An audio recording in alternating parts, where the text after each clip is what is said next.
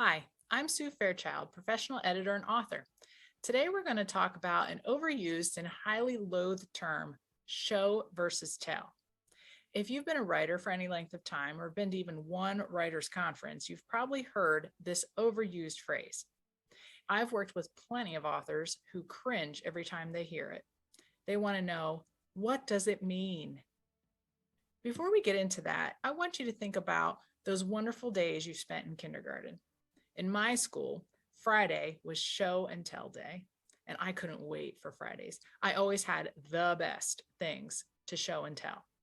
One year, I got a new puppy for Christmas, and my parents let me bring her to show and tell.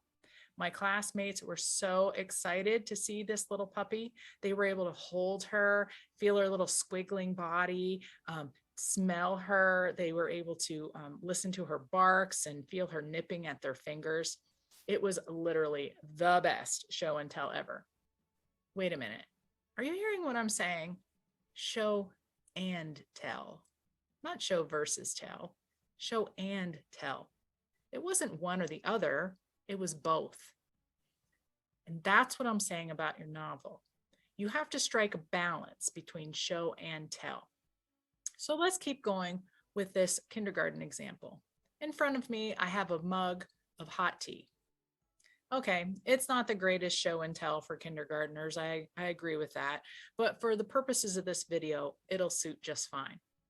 Let's say I wanted to explain this cup of tea to you, my reader. I want you to smell it, feel it, taste it. I want you to have all of the senses. How do I do that with an intangible to you thing? This is not the puppy dog where my classmates could hold her and touch her, feel her soft fur, feel her nipping at their fingers, smell her little puppiness. You can't figure out all those things. So how do you let a reader know that? By striking a balance of show versus tell. Let's get back to my cup of tea. My tea is in a white mug.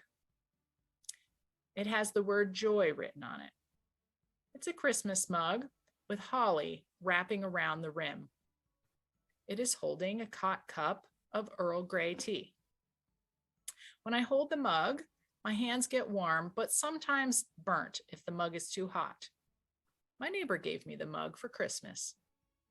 Okay, you've gotten all the details about this mug and what's inside, but it's kind of boring. How can I enhance this? Okay, you're probably getting some picture, mostly of just the cup of tea, and not of any kind of scene setting or anything about the character holding the tea, but it's not engaging you. It's not drawing you into the story. Would you want to read a book that is written in all of this kind of descriptive manner using tell only? Probably not. Let's try to do better. I bring my cup of hot Earl Grey up to my nose and inhale. The calm scent of bergamot reels me in like it does every time, and I feel my shoulders release. But then I notice the sting of the hot mug against my hands, and I put it back down on the desk. I draw the cup closer and alternate putting my hands on the sides and then taking them off to warm them. Thank God for hot tea and mugs like this one. I look at the holly pattern wrapping around the rim and think of my elderly neighbor who gave me this mug last year for Christmas. Despite its motif, I use it almost every day because of the word on the side, joy. I need to remember some of that. That's a little different, right? Now you're starting to understand this is about more than just the mug, but I've still described the mug. I've still described the tea, but I've added senses to the mix. I've added depth for the character. We know her hands are probably always cold because she gets a hot cup of tea almost every day, she said. We know that she has an elderly neighbor. That elderly neighbor might factor later into the story. We're not sure yet.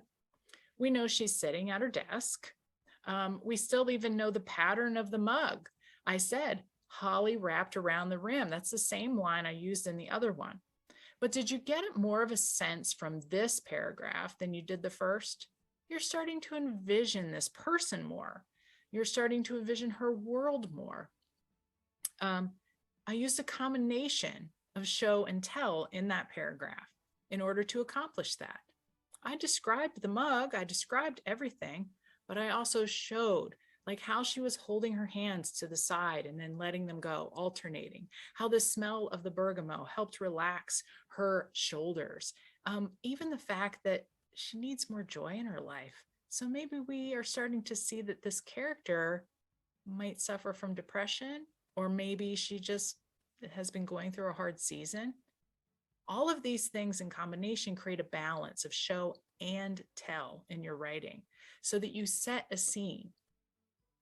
I hope this video has helped you to understand this phrase and not hate the term so much anymore. But it really should be show and tell in your writing and not show versus tell. If you'd like to know more about show and tell or get some additional writing tips, you can subscribe to my blog or my email newsletter that's written specifically for writers. I'll put the links in the description below. Happy writing.